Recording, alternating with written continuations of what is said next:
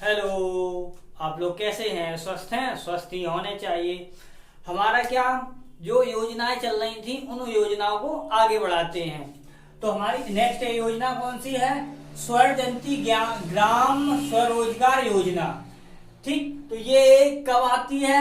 ये आती है हमारी 1 अप्रैल 1999 में। कब आती है? 1999 में आती है ये।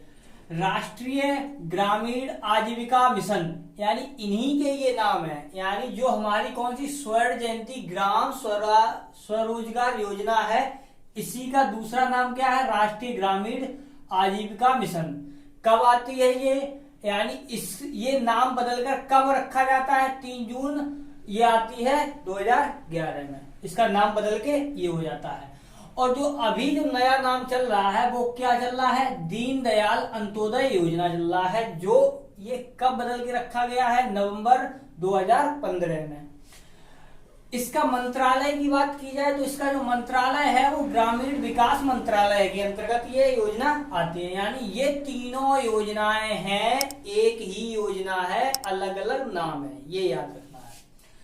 केंद्र और राज्य का अगर अनुपात पूछा जाए तो अनुपात कितना है? 60 और 40 का। अगर पूर्वोत्तर राज्यों में चले जाए तो इसका अनुपात कितना हो जाता है? 90 और 10 का अनुपात हो जाता है। इसका मुख्य उद्देश्य था वो क्या था? स्वरोजगार उत्पन्न करना, अपना अपना रोजगार बनाना।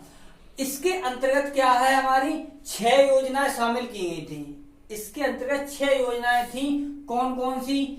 एक थी TRYSEM, यानी training for rural youth for self employment.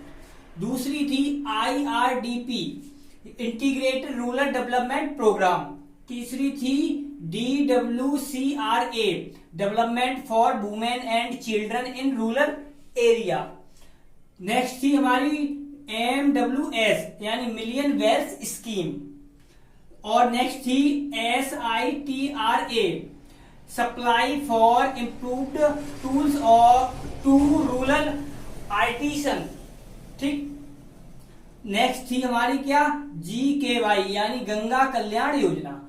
ये योजनाएं थी, यानी ये जो 6 पार्ट थे ये किसके अंतर्गत आते हैं? हमारी दीनदयाल अंत्योदय योजना के अंतर्गत आते हैं, या राष्ट्रीय ग्रामीण आजीविका मिशन के अंतर्गत आते हैं, या कहें स्वर्ण जयंती ग्राम स्वरोजगार योजना के अंतर्गत आते हैं।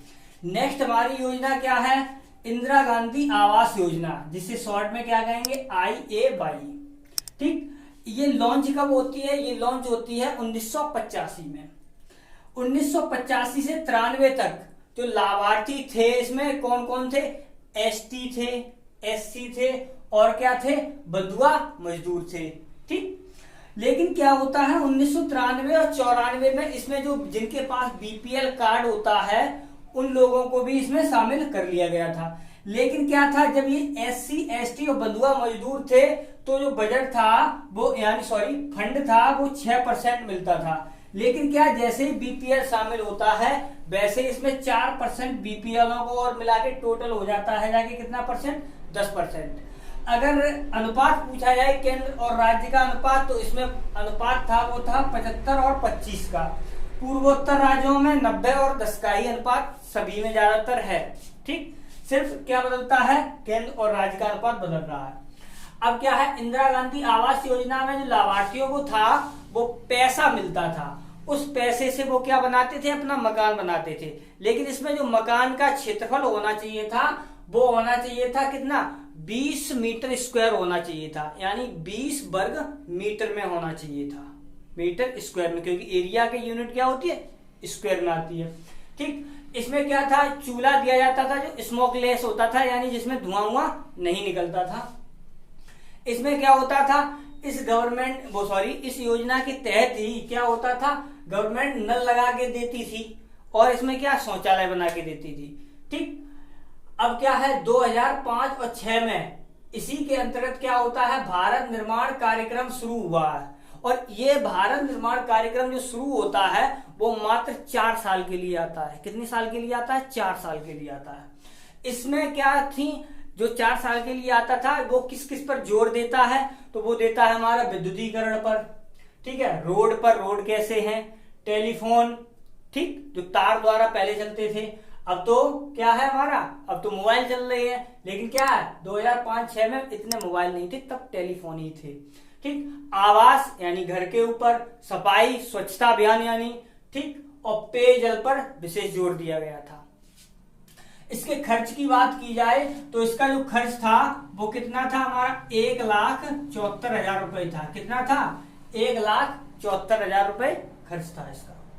अब क्या है, इसी के अंतर्गत यानी इंदिरा गांधी आवास योजना के अंतर्गत बीपीएल कार्ड धारक थे वो थे, लेकिन जिनके पास जमीन नहीं थी।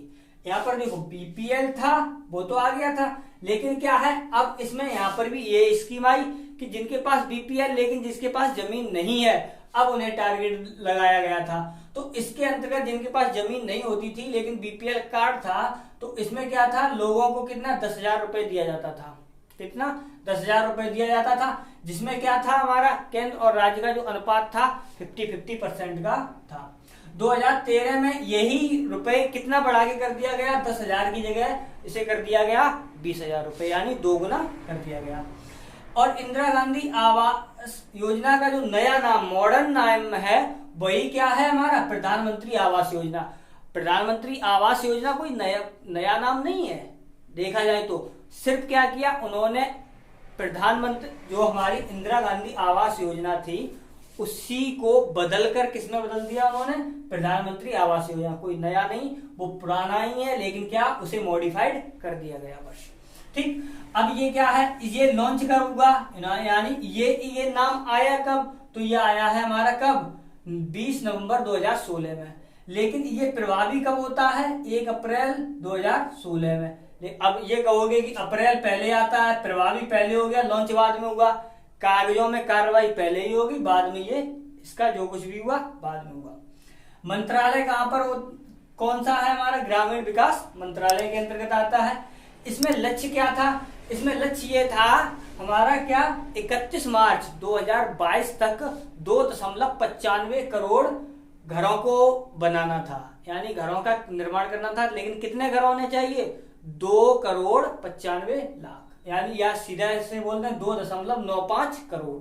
ठीक, इतने घरों को बनाना था। लेकिन अफसोस की बात यह है, इन्होंने लक्ष्य कितना पूरा कर पाया अपना 22 तक, इन्होंने सिर्फ इतना कर पाया है 1,63,00,000 का, यानी 1.63 करोड़ का ही इन्होंने लक्ष्य अपना बना पाया। फिर क्या किया, इस योजना को इन्होंने विस्तार किया। तो विस्तार कब कर दिया, यानी 2 साल और बढ़ा दिए, यानी 31 मार्च 2024 तक इस योजना को और बढ़ा दिया गया। केंद्र और राज्य का जो अनुपात है इंदिरा गांधी प्रधानमंत्री आवास योजना में, वो कितने का है, 60 और 40 का। ठीक है, और क्या हमारा पूर्वोत्तर राज्यों में कितना है, तो पूर्वोत्तर राज्यों में कितना है हमारा 90-10 का ही है। लेकिन ये याद रखना, देखो नाम बदल के तब अनुपात कितना हो गया, 60 और 40 का। और इंदिरा गांधी में कितना था हमारा, 75 और 25 का था। ठीक, अब क्या है यहाँ पर, जो बजट था 2021-22 का, वो कितना था हमारा, कितना है हमारा, ये 275,000 करोड़ का था, 275,000 करोड़ का था। ठीक है, यानी क्या कहें, 27,500 करोड़, या ऐसे बोल सकते हैं 27,500 करोड़ कह सकते हैं। लाभार्थी को क्या था, लाभार्थी को इसके तहत जो बैलेंस आता था, जो दिया जाता है, ठीक, तो वो क्या सीधा डायरेक्ट अकाउंट में दिया जाता है, जिसे बोलते हैं क्या, डायरेक्ट बैंक ट्रांसफर, यानी डीबीटी बोलते हैं। ठीक, लाभार्थी अब जो घर बनाता था उसके लिए बैलेंस दिया जाता है, तो घर बनाने के लिए जो बैलेंस दिया जाता है वो समतल एरिया के लिए कितना दिया जाता है, 1,20,000 रुपए दिया जाता है। और जहां पहाड़ी क्षेत्र है वहां पर 1,30,000 रुपए दिए जाते हैं। और इसमें क्या है हमारा, जो क्षेत्रफल, मकान का क्षेत्रफल होना चाहिए वो कितना होना चाहिए, 75 मीटर स्क्वायर का क्षेत्रफल होना चाहिए। ठीक, मकान का। और इसमें जो इंदिरा गांधी में कितना था, इसमें था हमारा 20 मीटर स्क्वायर का, और इसमें कितना कर दिया, 25 मीटर स्क्वायर का। अब क्या है, इंदिरा यानी प्रधानमंत्री आवास योजना के तहत ही क्या होता है, हमें शौचालय के लिए जो बैलेंस मिलता है वो 12,000 रुपए अलग मिलता है।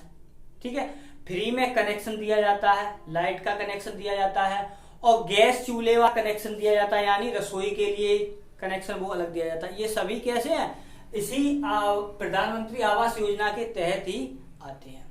ठीक, ये हमारी योजना होगी। अगर आपको वीडियो पसंद आया हो तो वीडियो को लाइक करें, चैनल पर नए आए हो तो चैनल को सब्सक्राइब करें और अपने दोस्तों के साथ शेयर करें। बाय।